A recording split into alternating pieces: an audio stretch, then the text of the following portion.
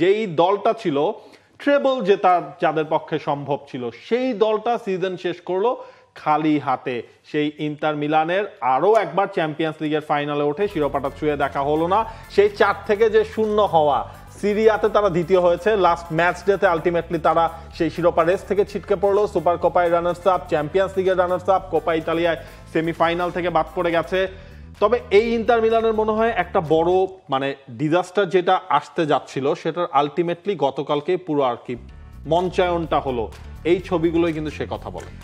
আমি এখানে in defence of inter কিছু কথা বলতে চাই, তবে আগে এটা বলে নেওয়া ভালো, উইদাউট এনি ফিল্টার ইন্টার ওয়াজ ডিজাস্ট্রাস গতকালকে। এই ধরনের ম্যাচ আপনি ফাইনালে যখন খেলতে এসছেন, কমেন্টেটর, সিবিএস এর কমেন্টেটর বলছিলেন যে this is a match of men versus boys.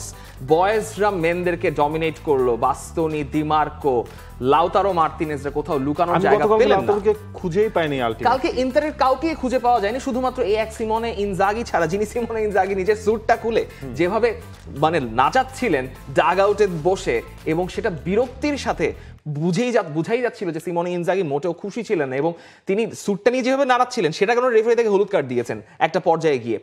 তবে যেটা বলছি যে ইন্টার ডিজাস্ট্রাস ছিল, তারপরও ইন্টারের এই পারফরমেন্সের কারণটা কি? ইন্টারের গতকালকে লাউতারো মার্তিনেজ এমনিতেই ফুললি ফিট ছিলেন না, এমনিতে সবাইকে দেখেই মনে হচ্ছিল যে তারা ফুল ফিটনেস নিয়ে খেলতে আসেনি। বিশেককে নামানো হলো, বিশেক হ্যামস্ট্রিং ইনজুরি, 5 মিনিটের মধ্যে তাকে মাঠ ছাড়তে হয়েছে আনফরচুনেটলি। দিমার্কোকে আপনি আগুনে ছুঁড়ে ফেলে দিতেই পারেন, কারণ দিমার্কোর পারফরমেন্স ওয়াজ ব্যাড, কিন্তু দিমার্কোর জায়গায় ওখানে অন্য কেউ থাকলে কি করতেন? কারণ দুয়ে কিংবা আশরাফ হাকিমি কিংবা উসমান দেম্বেলেও যখন ওই জায়গাটা রোটেট করছিলেন, সেই মুভমেন্টটা বোঝাটা খুব ডিফিকাল্ট হচ্ছিল। বাস্তনীয় মাঝে মধ্যে বেরিয়ে এসে বা আচেরমি যখন জায়গা ছেড়ে বেরিয়ে আসছিলেন, তখনও তাদেরকে খাবি খেতে হয়েছে।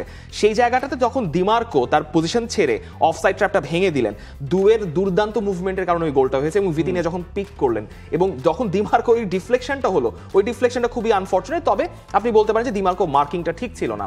এখন ফিটনেসের একটা বড় ঘাটতি ছিল ইন্টারের, এটা একটা ব্যাপার। এবং একই সঙ্গে ইন্টার যে পরিমাণ ম্যাচ খেলেছে, পুরো কম্পিটিশন, সবগুলো কম্পিটিশন মিলে, পিএসজি কিন্তু এমনিতেও ম্যাচের সংখ্যা কম, কারণ লিগে তাদের ম্যাচ কম খেলতে হয়। ইন্টারকে একটা এক্সট্রা টুর্নামেন্ট খেলতে হয়েছে। নাপোলি চ্যাম্পিয়ন হয়েছে সেরিয়াতে, তাদের চাইতে 19টা বেশি ম্যাচ ইন্টার খেলেছে, এবং পুরোটা সবগুলো টুর্নামেন্টই তারা ফাইনালি ঠিকই ছিল। কিন্তু তারপরও দিস ইজ ফাইনাল ম্যাচ, এখানে কোনো এক্সকিউজের সুযোগ নাই। আলটিমেটলি ধরন হচ্ছে ওটাই হলো যে ফ্যাটিক জিনিসটা মনে হচ্ছে গতকালকের ইন্টার মিলানের খেলায় আসলে বেশি বোঝা গেছে, যদিও এই জায়গায় তারাও রেস্ট পেয়েছে। সিমোন ইনজাগি একটা কথা বলছিলেন যে দেখেন, পিএসজি শিরোপা তাদের লিগে নিশ্চিত হয়ে গিয়েছিল মাসখানেক আগে, ইন্টারেরটা তো হলো আলটিমেটলি গেল সপ্তাহে যে ইন্টার মিলানে সেই শিরোপাটা নিশ্চিত হলো। আপনি যদি এই ম্যাচের একেবারে শুরুর কিক অফটা আপনি চিন্তা করেন, কিক অফটা করলো হচ্ছে গিয়ে পিএসজি, তাদের খেলার টার্গেটটা কি ছিল? আমরা হাই প্রেস করব, কোনো ছাড় দেবো না এই জায়গায়। তারা যখন কিক অফটা করলো, কিক অফটা করার পর বলটা কিন্তু তারা থ্রোয়িং পাঠিয়ে দিয়েছে টাচ লাইনের বাইরে। ওই থ্রোয়িং থেকে কিন্তু প্রথমই ইন্টার মিলানের থ্রোয়িং থেকেই পিএসজির প্রেস করা শুরু। আলটিমেটলি ওই প্রেসিংয়ে কিন্তু তারা দিশেহারা হয়ে গেছে। ফার্স্ট গোলটা, সেকেন্ড গোলটা সেই জায়গায় তো হচ্ছে গিয়ে ওই জিনিসটাই কাজে লেগেছে। এবং ইন্টার মিলানের গতকালকে মিডফিল্ড বলতে না কিছু ছিল না, গতকালকে ইন্টারের কিছুই ছিল না, যা ছিল শুধুই হারানোর ছিল। তারপরও সিমোনে ইনজাগি তিনি বলছেন তার দল হেরে গেছে, কিন্তু তারপরও তিনি তার দলটাকে নিয়ে গর্বিত। যদিও সিমোনে ইনজাগির ভবিষ্যৎ এখনো নিশ্চিত নয় ইন্টারে আদৌ আছে কিনা, সব হারিয়েও তিনি বলছেন প্যারিস ম্যাচ এবং ট্রফি জয়ের যোগ্য দাবিদার। অবশ্যই ম্যাচটা আমরা ভালো খেলিনি, তবে এই মৌসুমে আমার খেলোয়াড়রা যা করেছে, আমরা ট্রফি না জিতেও তাদের কোচ হতে পেরে আমি অত্যন্ত গর্বিত। লুই এনরিকো নয়, সিমোনে ইনজাগি, তিনি ইন্টারের হয়ে এই 4 বছরে 6টা ট্রফি জিতে ফেলেছেন। শুধুমাত্র তার দলের পক্ষে এই চ্যাম্পিয়ন্স লিগ জেতা ছাড়া আর কিছু বাকি নাই। এবং এখন যা মনে হচ্ছে বেপে মারত্তার সঙ্গে সম্ভবত সিমোনে ইনজাগি বসে তার ভবিষ্যৎ নিয়ে কথাবার্তা বলবেন। আমার যেটা ধারণা, সিমোনে ইনজাগি তার কোচিংয়ের প্রাইমে আছেন।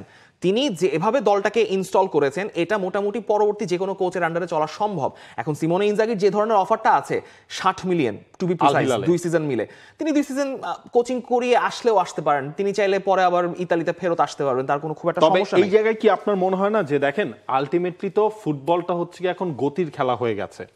সেই জায়গায় গতকালকে ওই ডিফারেন্সটাই আমরা দেখলাম, ওই যে ম্যান ভার্সেস বয়েজের যে কথাটা আসলো, সেই জায়গায় কিন্তু ইন্টার মিলান আলটিমেটলি বিট হলো পিএসজির কাছে। ইন্টারের এই দলটা আপনি যদি 2 বছর আগে চ্যাম্পিয়ন্স লিগের ফাইনালের হিসাবটা করেন, সেই 11-এ 7 জন ফুটবলার গতকালকেও স্টার্ট করেছেন। এবং এখানেই হচ্ছে বিষয়টা, গতবারও বলা হয়েছিল যে এটাই লাস্ট চান্স Right. ওই দলটার। 2 বছর পর তারা আবারও চ্যাম্পিয়ন্স লিগের ফাইনালে খেলেছে, সেটা আপনি হয়তো কল্পনা করবেন না যে এই টুর্নামেন্টের পর ইন্টারের পক্ষে খেলা সম্ভব, সেটা তারা খেলেছে। সেটা হয়তো তারা আরেকবার অ্যাচিভ করলেও করতে পারে, সেটা আমরা জানি না, সেটা ডিপেন্ড করবে ইন্টারের বোর্ডের উপর। তবে এই কথা একদম নিঃসন্দেহে নিশ্চিত যে ইন্টার পিএসজি যে সাফল্য, পিএসজির সাফল্যের পিছনে একজনই আর্কিটেক্ট ছিলেন, সেটা Luis Enrique. For more updates, subscribe to our YouTube channel and click on the bell icon. Follow us on Facebook and Instagram. Download T-Sports app to enjoy exciting games and highlights. Visit tsports.com.